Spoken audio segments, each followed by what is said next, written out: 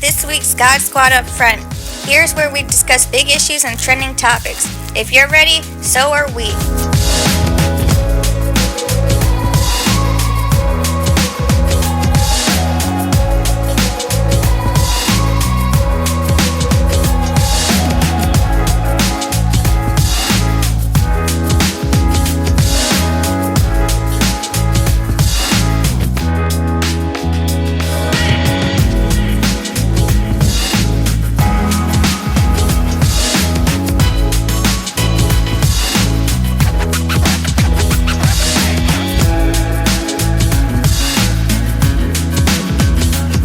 Welcome to Squad Upfront. Our guest tonight is Kathy Kelly, who's been nominated for the Nobel Peace Prize and is an activist against torture.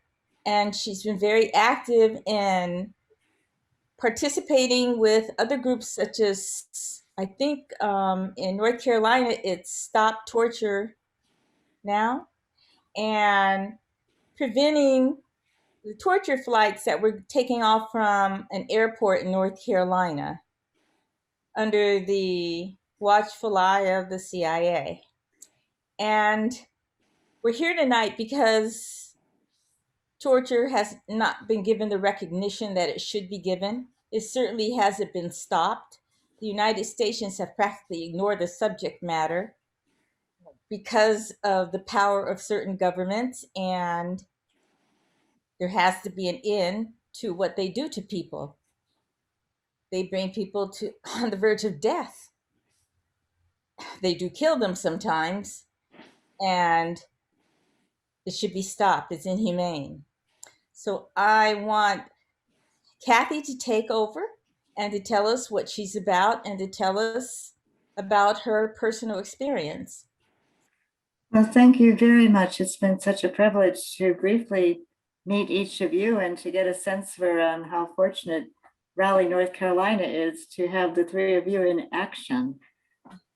So I did go down to Raleigh to be part of a group that was just kind of dumbfounded by the reality of a CIA front group creating rendition flight patterns out of Raleigh, North Carolina's Johnston Airport. And it was a front group that was working for the CIA, and about 80% of the CIA's rendition flights, meaning somebody is taken from one place where perhaps torture is ruled impermissible to a place where it is permissible and then can be tortured. And as Khalila mentioned, sometimes it brings people to the point of near death or death. Torture is always wrong, always, always, always wrong. It must be opposed, and yet it goes on. I'm somebody who has been wanting so much to put an end to the tortuous deaths of children. I broke the economic sanctions against Iraq as often as I could. We stuffed our duffel bags full of medicines and children's vitamins, and we went to Iraq and broke those sanctions and distributed medicines. I went 27 times. We organized 70 delegations, and we didn't save the lives of the Iraqi children. Possibly as many as 500,000 children died as a direct result of those economic sanctions. And I think when a child dies from starvation, it's torture. It's a torturous way for a child to die. And the greatest disappointment of my adult life, I mean, I've lived in war zones in Iraq and Bosnia and Gaza and Afghanistan, been with some of the finest people in the world, been able to be part of many very, very interesting campaigns. But the greatest disappointment in my adult life is that we didn't lift those economic sanctions. In fact, the economic war then turned into a bombing war. But imagine that now it's happening again in Yemen. A child dies every 75 seconds. And the UN is telling us that 400,000 Yemeni children are suffering from severe, acute malnourishment. Again, aren't we going to ban child sacrifice? So the United States just sold to the United Arab Emirates $23 billion worth of weapons, including 14 Predator drones, F-35 aircraft, and it's been proven by Human Rights Watch and Amnesty International that the United Arab Emirates has run clandestine prisons in Yemen, and the most ghastly forms of torture have been performed there. They're so awful. And if anybody complains, they go right to the torture chamber. Jamal Khashoggi was writing a book about Yemen when he was killed, and I think that might have had a lot to do with his death. And not only that, the UAE soldiers are being trained by Frontier Incorporated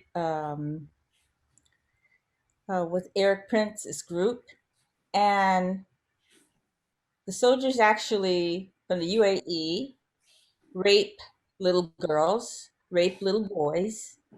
They build underground facilities to do horrible things to them. They shoot their parents dead in front of their faces. Physical, psychological torture, and then the United States turns around and they sell them weapons. Well, who do they think these weapons are going to be used against? It's only going to be used against Saudi Arabia and UAE's enemies. And it's ludicrous that they would put themselves in that situation. Well, thank you for speaking truth about the powers, and we must speak the truth to these powers. It's a very, very fraught situation. I was so impressed by two young Yemeni Americans, Iman and Muna Salah. They went on a fast, and actually, I was starting to worry that they could really seriously risk their long-term health, because they went water only for 27 days. And they were saying, look, it's not normal to starve children to death. And they want that blockade to be lifted. And I hope that they've sort of shook up some people around Washington, D.C. The other reality, of course, is Mohamedou Ould Slahi, who is the Mauritanian prisoner who had been brought to Guantanamo, was stripped and handcuffed and forced to the floor and made to wear a diaper aboard and one of those Aero CIA rendition flights. So he's somebody about whom we can learn a lot these days because of the film The Mauritanian. And he's been a pretty engaging presence, I think, in many different interviews. So I think this is a time when perhaps we can make some movement toward closure of Guantanamo. I am somebody who was every year in Washington, D.C. in January, wearing orange jumpsuits and black hoods, and we would walk as though we were, in chained lines. Of course, we didn't have the chains. And we were arrested sometimes. Other times we were allowed to just walk through Union Station or line ourselves up on the Capitol steps. But for instance, when it appears that 3 men were tortured to death in a black site inside of Guantanamo. So we held a funeral inside the rotunda for them, and went to jail for that. So I've been a number of times in Cell Block C for being part of the Witness Against Torture activity. But I want to tell you about one particular activity which really has touched many, many people. There's a young man named Aaron Hughes, and I first met him when he was an undergrad at the University of Illinois, and I'd been asked to go down there and be a scholar in residence. And his friends said, he doesn't really feel like he can talk to anybody who hasn't been to Iraq, because he was a veteran from the war in Iraq. And I said, well, we kind of had different experiences. I was there on a peace team, but okay. So I sat next to him in a crowded cafeteria, and I couldn't really understand him very well, and it felt a bit stilted.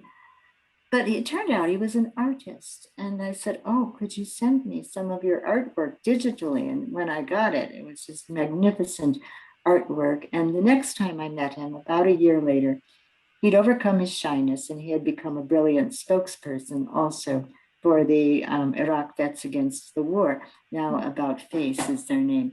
Anyway, he's quite the artist and spokesperson. And so he decided that he and another artist should make a cup and dedicate a cup to every detainee who was ever imprisoned in Guantanamo.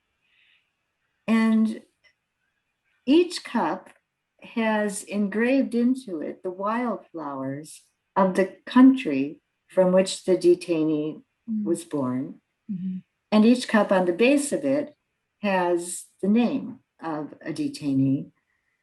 And the cups look for all the world like styrofoam cups. And, you know, I feel kind of allergic towards styrofoam cups. They're tacky. Why did they choose styrofoam cups? Well, in Guantanamo, when the prisoners were served tea in their styrofoam cups, they wanted so badly to communicate their poems or their images that they would use their fingernails or any sharp objects they could find and carve into the styrofoam cups their messages and then try to salvage the cups from being thrown away.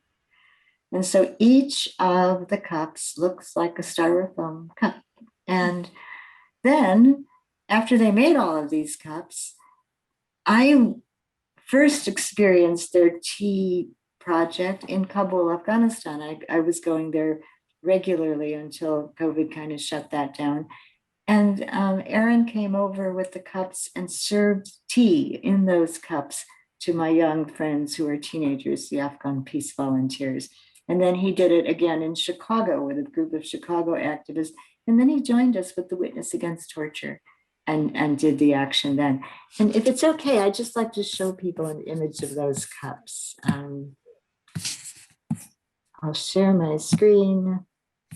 And so here you have Aaron and Amber with their molds making the cups. And this was their Chicago presentation. We sat on the floor, and then eventually, after we'd all told what brought us there, Aaron served us tea. What do you guys think? I'm seeing the Lincoln Tunnel. Do you guys see the same thing? Oh, for goodness sakes.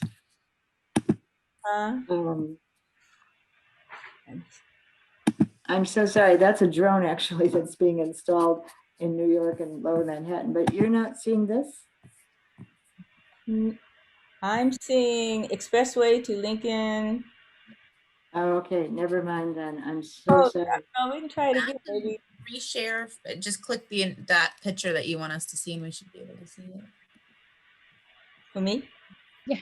No, Kathy. Yeah. Well, I have to go to, here we go. How are we doing now? Oh, Yeah. we see it, yeah. Artist biographies. Okay, so there's Aaron and Amber. Forgive me for that blunder before. And they're making the teacups. This is the Chicago gathering. And this is what the cups look like. Can you see it engraved? That's amazing. Yeah, it's a beautiful, beautiful project. And then maybe just quickly, this is an article about the rendition flights that I had mentioned. That's in The Guardian. So you might want to sometime check that out a bit.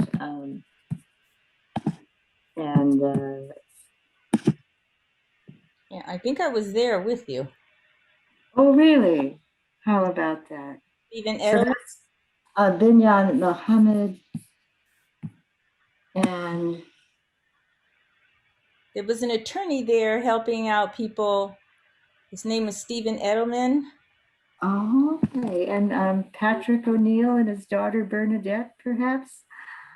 How about that? Isn't that amazing? And my friend Beth Brockman was part of that. Wow. Well, and there's Muhammad Ul Slahi. Well, my friends, I've done so much of the talking. Let me be quiet and hear more from you.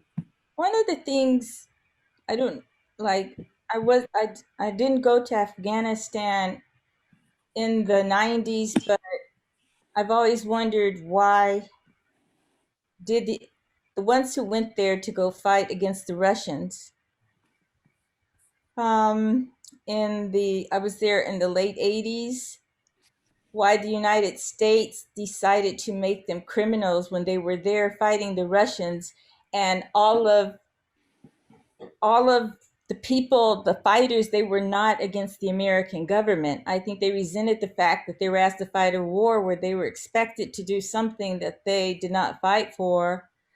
But to arrest people and to pay what, $50 to point out someone, and simple reasons like wearing a Casio watch, and everyone wore those watches because they were inexpensive, and that's the way that they told time to get to, so when they had to pray. And to lock someone up on such flimsy evidence and to torture them the way they've been tortured and to make them say things that couldn't possibly be true, but just to give an excuse to torture them. Where does it make any sense? It's a wicked, wicked history. And, if only a fraction of what's been done to people in Afghanistan, to people in Iraq, had been done to people in this country. So, on January 6th, when there was an attack on the Capitol, President Biden went on national TV and he said, "This is not who we are." And I thought, well, actually, if you think about how we've ransacked other countries and treated people barbarically, it's not easy to look in the mirror, but in a way, this is who we are. And if we don't look in the mirror, how can we change ourselves? Exactly. For years, the United States government literally embraced Bashar Assad, while they knew he was murdering thousands of Syrians because they let him run a black site in Syria. And they've done this in Jordan, in Egypt, in so many countries in the Middle East. And it's what we do to other people. Maybe it's not what we do to ourselves, but it's what we do to other people. And to literally to pick someone up off the streets of one country and take them to another for the express purpose of ripping their flesh and waterboarding them. And I was talking to an FBI agent one time, and he said, well, during training, we all get waterboarded. It's no big deal. But yeah, it is big deal when you keep doing it 10, 20, 30, 40, 50 times. It's a big deal. And it makes no sense. I mean, we talk about democracy, but do we export that democracy when we participate in torture? And right now, the Egyptian government is being embraced when they know exactly what he's doing to his people. How do we stop it? What is the explicit reason for, I guess the thing is that I'm curious about what the reason is that we are, in the public eye or in the light saying that we support these governments. And then what is the actual reason? I'm curious about that also.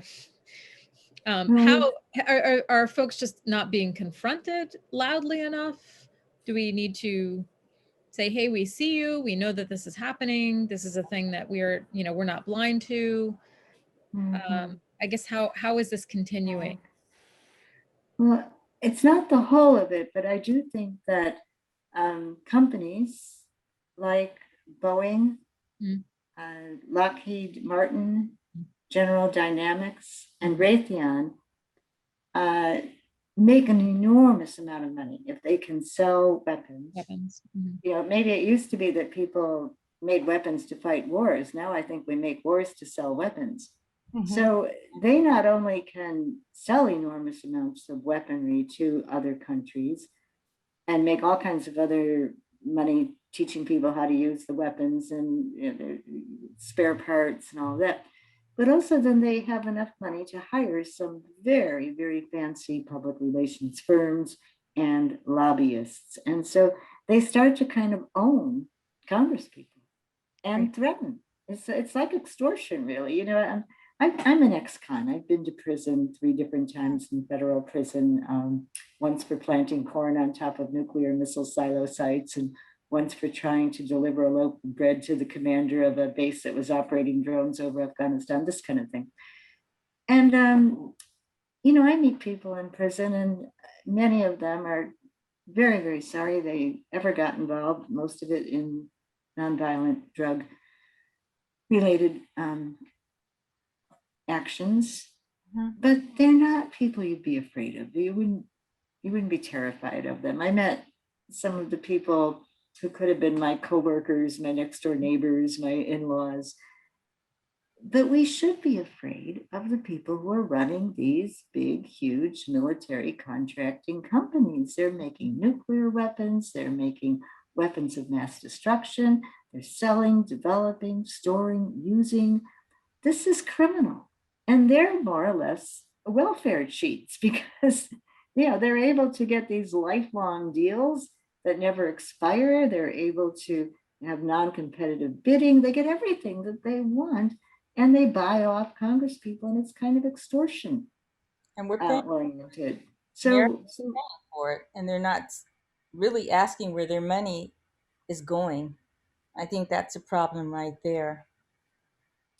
It doesn't matter if you're Republican or Democrat. I think they're both doing it. They're both agreeing to the corporate structure. And if you're a big military contractor, you just try to sideline anybody who's disagreeing. So for instance, in Asheville, North Carolina, there is a great new campaign starting up to protest Raytheon starting a new Pratt Whitney. They just acquired Pratt Whitney to build weapons. And the people in Asheville that don't want it are saying, how did this happen? Shouldn't our Asheville commissioners ask people, and don't we have any say so? So they've been out there protesting, and already Raytheon is sending private security cars to track them and intimidate them and things like that. But that's what I think we need to do. We need to be in touch with the media, with the faith-based people, with the universities, and ask them, to what extent are you tied in with these military contractors? And then of course go to our elected representatives and write and call and be assertive, and then do just what you're doing. I mean, I'm so impressed that you're taking your Saturday night and getting together to put together this presentation. We really want to. I think getting involved is important, and it sounds as if we need to continue to have hard conversations within polite conversations. And sort of, by the way, this company that's starting to develop in Asheville is responsible for dropping weapons on small children and the torture of random citizens. I think it's good to have information. But I'm also guessing that our willingness to have these discussions in polite company is what will change hearts and minds. You can't intimidate large swaths of people. So the more people that have this information. Can't you intimidate large swaths of people? Yeah, I think because when something becomes popular knowledge, I mean, it's when information is on the fringe. You'll be listed, you'll be watched, your phones will be tapped. Right. You'll get a FISA warrant. Your life will not be your own. Right. Be afraid. But if I don't know, the Mom's Peloton group has this information, and where where information, when you've got Facebook groups and whatnot, and you're saying, hey, this is information that matters and it's important, and if you don't believe me, check into it. The more conversations we have, it seems that it's a lot harder to suppress that information. But I think it's harder I mean, you can know about something and then it comes to the point where you become an armchair revolutionary because you don't go out there and do anything about it. And I think people are basically afraid of the government to do anything about it, even though we, the people, are supposed to be in charge of the government. I mean, look at what happened in the Trump administration. We saw liberties and civil rights slowly melted down, and he tried to the last day to try to fight a war with Iran, even though what does America have to do with what's between Saudi Arabia and Iran? But he wanted that war because war sells. And it would have been soldiers from here. I'm sure he would have started a draft, and innocent people would have been, by compulsion, made to go fight. People that they have nothing to do with, they should have no anger against them, but it would have come to that. Because if we couldn't take control of what that man was doing for 4 years, how reliable are we to take control for But the big things? but we haven't had control since at least the late 1970s. That's the problem. We've been fighting wars and torturing people since at least the 1970s. I mean, I'm going back to the central, the wars in Central America and the School of the Americas. We've been doing this. This is not a thing that starts with Trump. Unfortunately, we've been doing this for decades.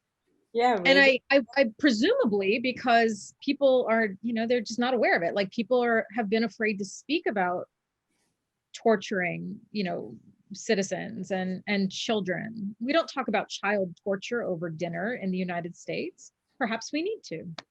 Well, but you also have to think about how militarism as a whole has been what sustains the United States in terms of its everything, economic functioning, it's, keeping the citizens patriotic. The whole going narrative is that the United States is this wonderful power that's going out and helping everybody. We're helping and we're wonderful and we should love our military and we should be so proud of them. And the best thing you can do is serve your country. And it's this narrative that's been just drilled in from preschool when they start having you pledge allegiance, right?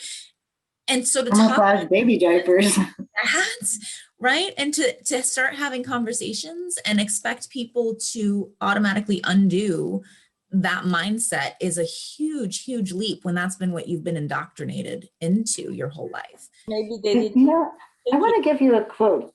Stories are the number one thing that helps us make sense out of reality. I really think stories help us make sense out of reality, help us kind of grapple with reality. And like if you can get some veterans for peace or some people who were part of the military and come back and they tell their stories, people can sometimes listen up a little bit more than we might expect. And it's so interesting that, Maureen, you mentioned the 70s and the efforts to stop US intervention in Central America, because actually that was a pretty robust, mature, far-reaching movement. And Noam Chomsky says that it was actually a stronger movement than the anti-Vietnam War movement. And I think it did stop some US intervention. It didn't save the lives of people that were massacred in death squad attacks and assassinations and the blood that flowed in the rivers. There were massive, massive sufferings that went on. But it was so interesting to me as somebody who came of age, I guess, as a peace activist in the 70s, that our social lives were completely caught up with Central America activism, the clothing we wore, the music we wanted to hear, the gifts we would buy, the language that we would learn.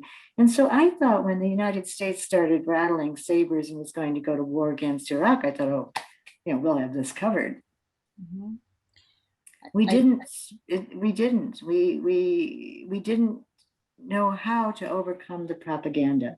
And what the United States did was make it sound as though there was only one person who lived in all of Iraq, Saddam Hussein, and he's really bad, isn't he? So we should. So it was. You're talking about the 90s? I'm sorry? The 90s war, the war in Yeah, I went over in 1991 okay. During that war over to Iraq.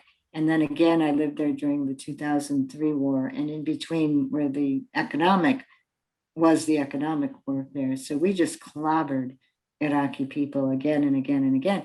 And I think part of it was people in the United States didn't have reports coming back from Iraq, apart from those of us who were, with small little delegations traveling. And, we tried to hit the ground running and tell the stories that we had. But nevertheless, in spite of a media that was just pounding the drums for war, more people turned out in 2003 to protest that war all across the globe. The world came closer than ever before to stopping a war before it started.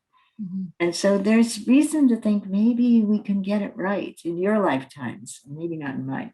But I think that the stories that came out of Vietnam were very helpful for those generations, because they were telling the story about shoeless Vietnamese being shot down in rice fields. They told about My Lai massacre. Exactly. And I think that it's those stories that help organize a movement to push for the ending of the Vietnam War, because obviously the United States wanted to be there, and the presidents that were involved in it saw no interest in getting out of it until they had to. So you're right. I think storytelling is very important, and I think we're not doing enough of it these days. And of course, the other reality for the Vietnam War was that the U.S. soldiers were coming back in body bags. Right. And so the United States said, we're going to kick that Vietnam syndrome. We're not going to have any coverage of soldiers returning, and we'll only have embedded journalists, and we'll make it seem like it's a humanitarian war, which they really tried to do, didn't they, in Afghanistan? We're there to help the women and children. It's such a lie. Mm-hmm. I don't want to see a draft come back unless you start with 40 and up. Take my crowd if there's going to be a draft. I don't think drafts are a good idea, but we do need to keep trying to get beyond the choir, if you will. And that's again, I think what you're doing, exactly what you're doing, is really admirable. And of course, you're right. We can't just be armchair activists, and we should be out and about as well.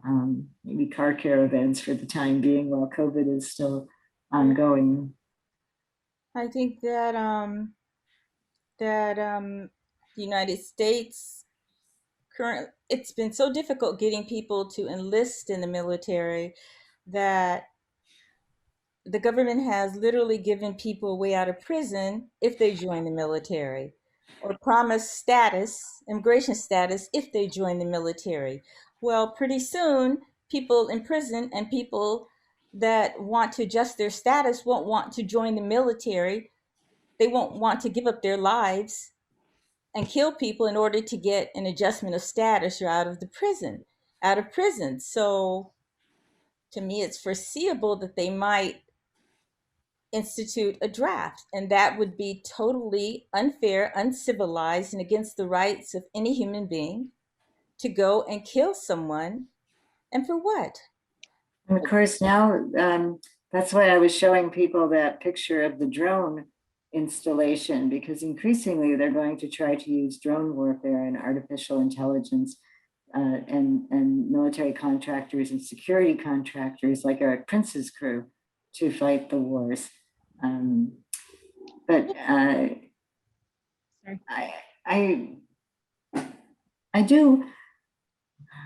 wonder if sometimes walking from one spot to another is another way to reach people. We've done a lot of lengthy walks with my friends, and I was just thinking of the three of you.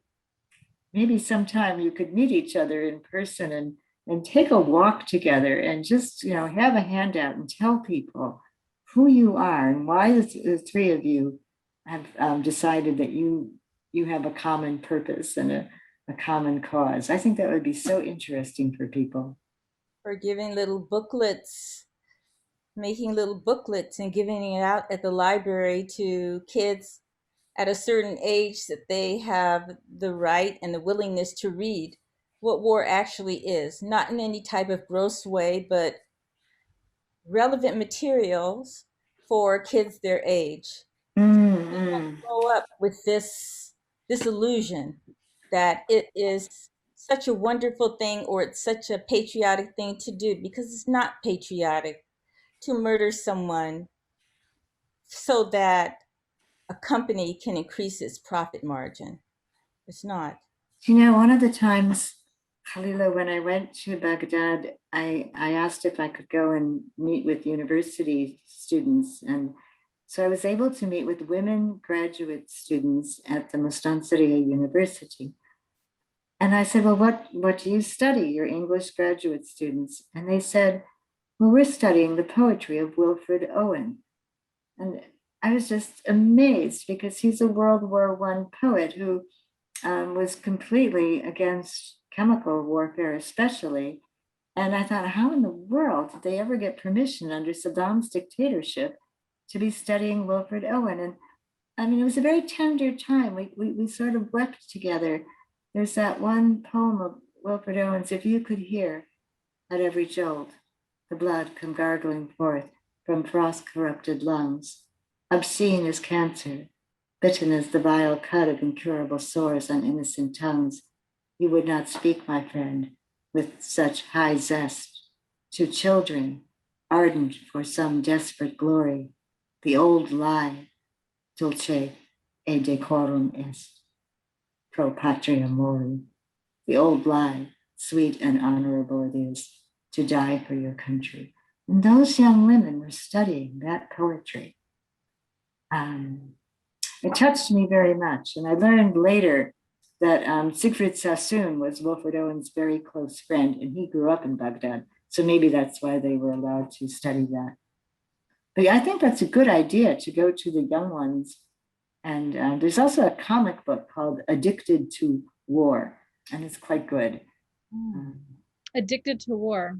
Yeah, by Frank Dorrell, Dorrell.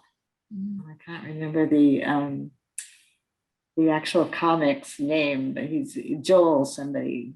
Anyway, if you look up Addicted to War, you'll get it.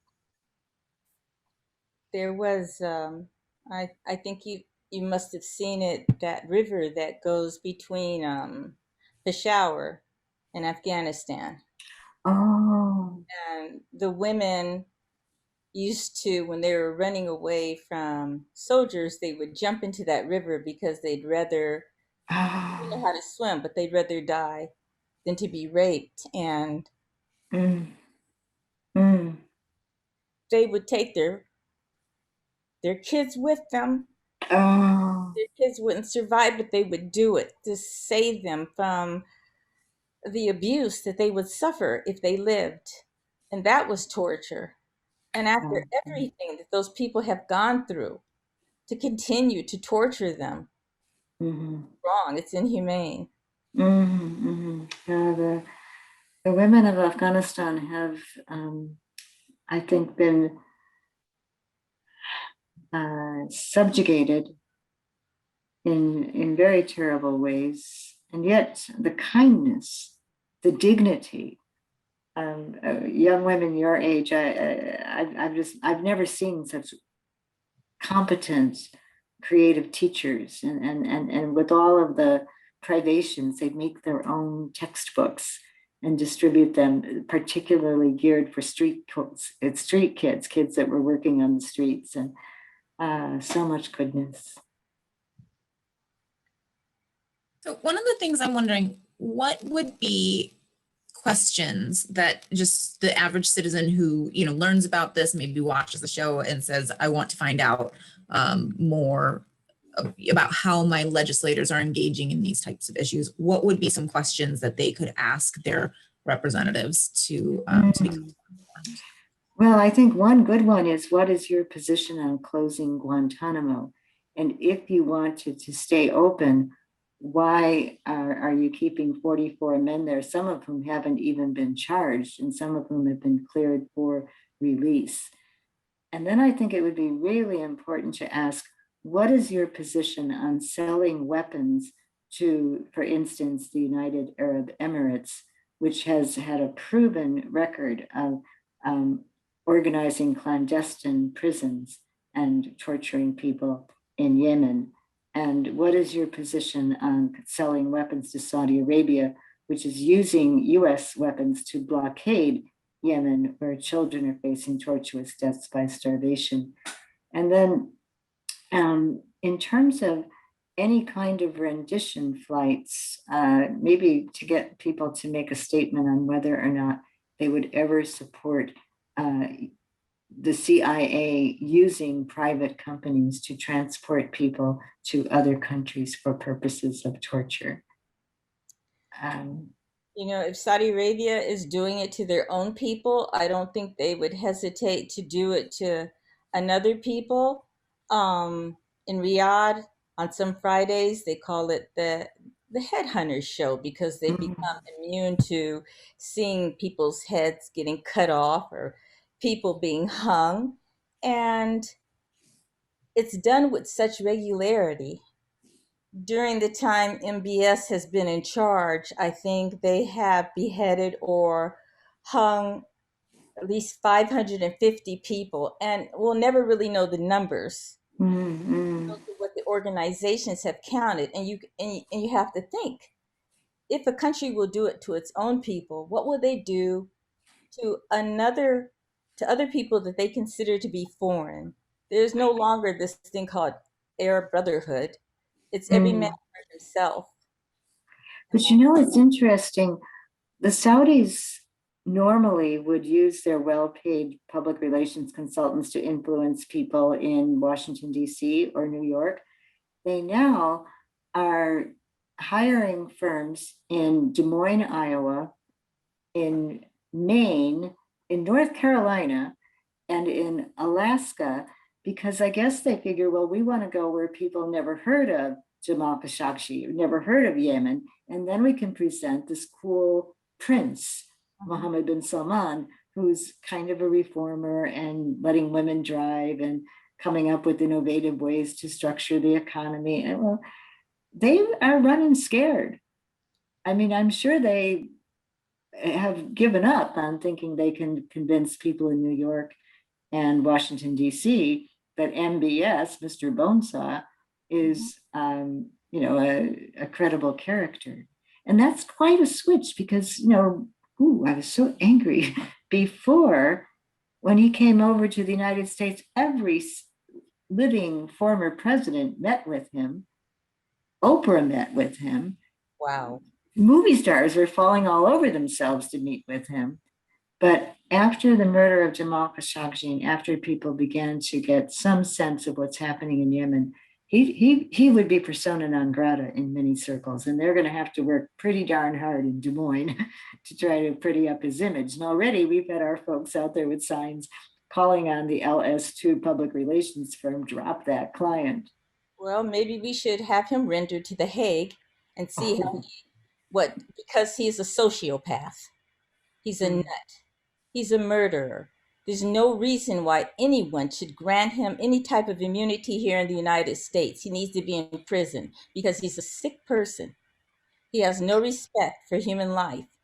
And he actually went on Saudi TV in 2017 and said, a prolonged war in Yemen is in our favor. The Houthis will wear out. And so, when you think of what that prolonged war has meant for children, that was a very twisted statement.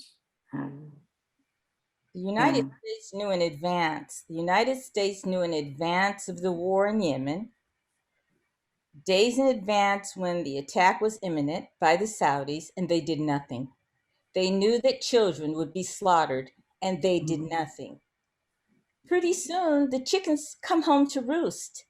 I mean, you cannot kill other people's children and think that they're not going to be angry. They're not going to want revenge. We want a safe society.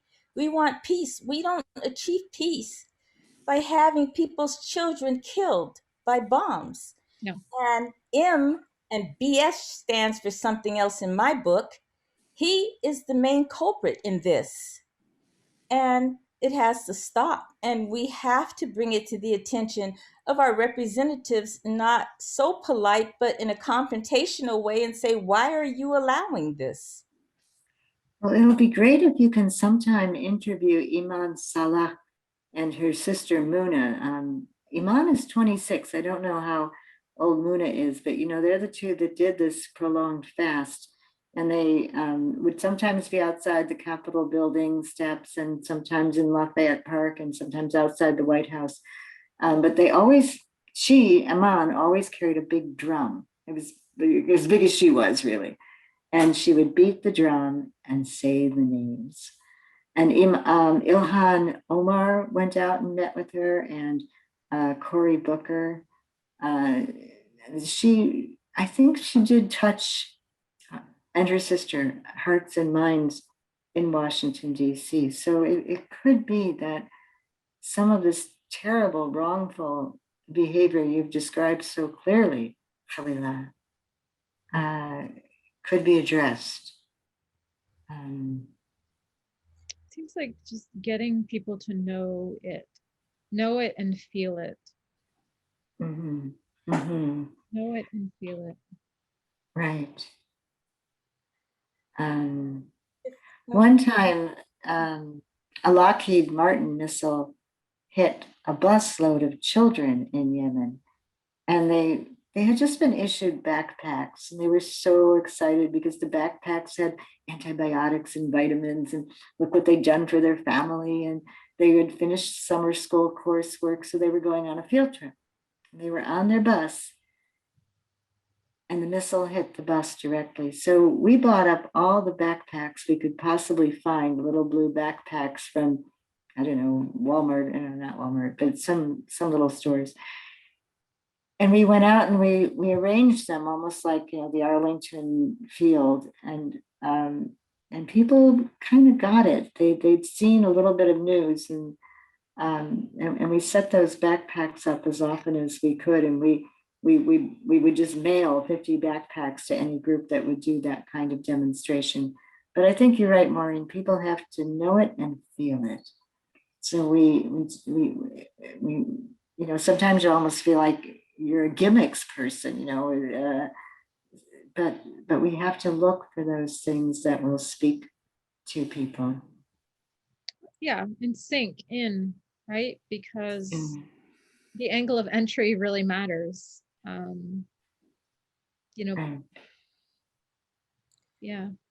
Even though we don't have declared wars, we have undeclared wars when the United States is contributing to wars, when they're facilitating countries with bombs, when they're facilitating companies with fire jets or with forces. We're still a part of that war. And I think United States citizens should know that it doesn't have to be a declared war. If you're participating in those type of aggressive actions, then you are part of a war.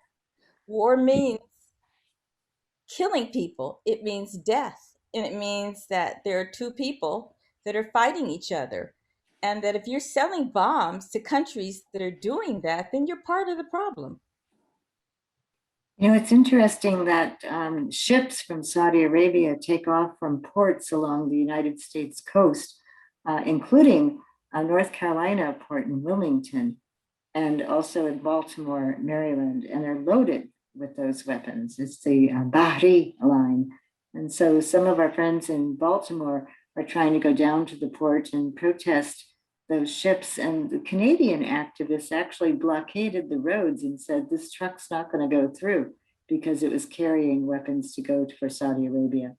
So, and that's happening in Europe quite a bit, also in Spain, in France, in Italy. People are saying we can't service these ships because they're carrying weapons, and the European Union has agreements that weapons can't be sold to abusive governments. So, of course, here in the United States, I think it's one of the most dangerous and menacing, but it is good to see these kinds of actions happening in other parts of the world. I think what made people afraid was during the protest demonstrations against the murder of George Floyd was that you had these men with guns with no shields or nothing on identifying themselves that were able to beat up on civilians, and no one bothered to ask who they were. Well, the Pentagon they knew who they were. They were Eric Prince's men out of Pennsylvania that were hired by the Trump administration to beat up on civilians. So it just shows you how the lack of control that we've allowed the country to take. It's we have to we always campaign about who to vote for. We need to campaign who not to vote for. Anyone that supports war, anyone that supports the murder of children, don't vote for them. Kick them out of office. The power is with us. All we have to do is exercise it. And link arms with other groups so that we can become, we are many, they are few. Yeah, we need to coordinate. We need to coordinate and hook up with other groups and put our talents together to do whatever we can to stop the violence here at home and stop the violence abroad. Well, thank you. I think Maureen and Katie are familiar with the trauma. I mean, Katie, you've dealt with a lot of Syrian refugees, and you could tell us about some of the trauma that they've experienced. What do you think, Maureen? Is it something that happens, they get over it, or is it a nightmare that they're going to have forever? Because I think people at Guantanamo Bay, I don't imagine that nightmare will ever end. I don't care how much therapy they have. Does it work? I haven't treated torture victims, but I can tell you I've treated folks who have experienced genocide firsthand. It's not something that goes away. And something that sticks with me is that we're still dealing with the trauma of US intervention in Central America 40 years later. It's intergenerational, right? So trauma isn't just with one generation. Trauma transmits from one generation to another in 4 distinct and measurable ways. And so the damage that we are doing or that we're allowing to happen on our watch as American citizens by not being in the know and not, doing even the small things that we can, holding people accountable, reconciling with values that we have, having conversations with family members, friends, and folks in government to say, hey, we know about this, we know that this is happening, this does not reconcile with my values. If we're not doing those things, then we are allowing our country to traumatize multiple generations of people for I mean, it could be 100 years, it could be hundreds of years.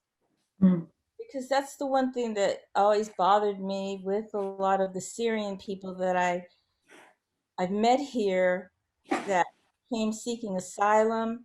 I always said they inherit their parents' dreams, but they inherit their parents' nightmares too. And even though they grow up and they get married and they have kids, it seems like there's something that's always there and they don't forget. And I was wondering, is there anything, is there a way that they could possibly sort of take out the dirty water and flush in the clean water? Is there a way to get over that kind of trauma? I don't think. The answer to that is yes, but I don't want to let I don't want to let Americans off the hook so easily. Because it takes years and years and years of specific interventions to help people get over intergenerational trauma. We hold it in our cells, we hold it in our mirror neurons, we hold it in our bodies. And it takes years of work to get over intergenerational trauma and the various kind of manifestations of intergenerational trauma. So there's hope for folks who have survived it, with So with what limited causes resources. generational trauma? What causes it? Is it a child listening to what's happened to their parents? What causes it? What facilitates it? So that's a really complicated question, and we'll have to we can devote an entire show to what causes intergenerational trauma. I mean, that's a really big conversation. I mean, I think that what we're talking about today and some of the takeaways, you know, that I'm hearing today, is that the United States is involved in various methods of torture, of torturing adults, of kidnapping, of transporting people from American soil to countries where these torture tactics are legal. We're involved in processes that you know, that result in the death of children and their parents. And that part of what we can do is to be in the know about these things and to have these hard conversations. There are, you know, peace action. Kathy, can you tell me again what the name of the organization is that you work with most frequently? Well, on torture, it's called Witness Against Torture. Okay. And they have a very good website, and you'd be very welcome to be together with that group. I also do quite a bit with World Beyond War. Mm-hmm. And tomorrow we have a Ban Killer Drones webinar going on, and we're very keen on trying to get an international treaty to prohibit weaponized drones. Yes. Human and beings police and surveillance drones. don't typically like to kill other human beings. Just as a general piece of Right. knowledge, humans don't like to kill other humans unless they are sociopathic, and thankfully that's a rare thing. So killer drones would make it a lot easier because it takes away sort of the interpersonal interaction, right? It's easier to kill people by playing something that looks like a video game than it is to kill someone in front of you. Or what do we buy kids? I mean, what are parents buying kids now? They go on Amazon and they buy them these little drones to play with. And what happens, it makes them immune.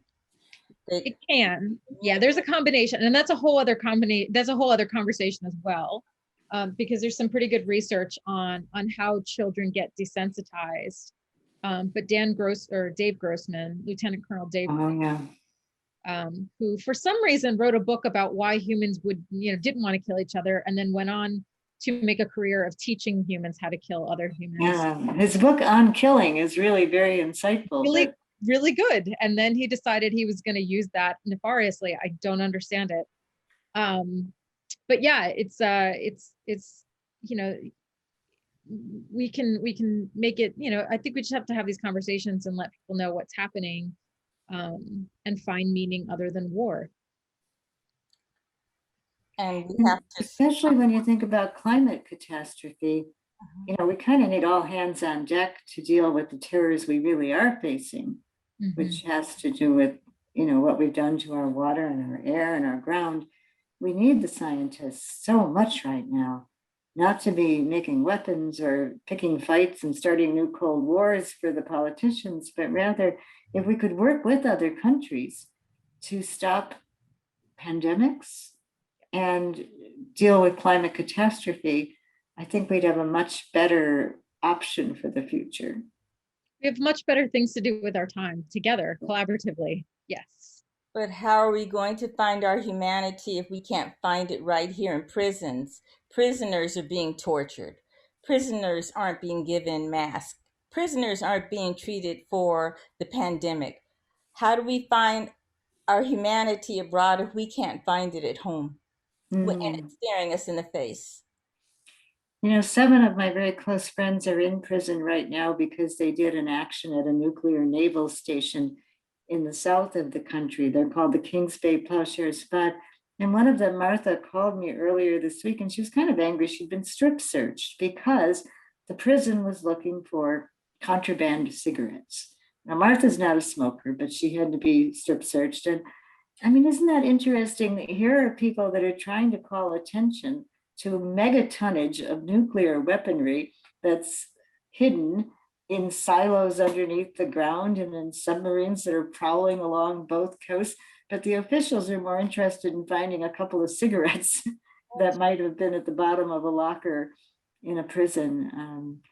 Yeah, the prison industrial complex should certainly always be on our minds, and prisoners should be in our hearts. Agreed. Yeah, it starts, I mean, that it starts at home. We have a lot of housekeeping to do in the United States. And part of it is, again, reconciling ourselves with our values and whether we really want to torture people, whether we really think that's a good idea, both in our prisons and abroad. I think these are shows that I think we should probably do in the future is what is the prison industrial complex, and how does it negatively impact everybody all the time? Some people more painfully and directly, but generally, why is it a bad idea? There's several kind of overlapping pieces that need to be discussed in greater detail.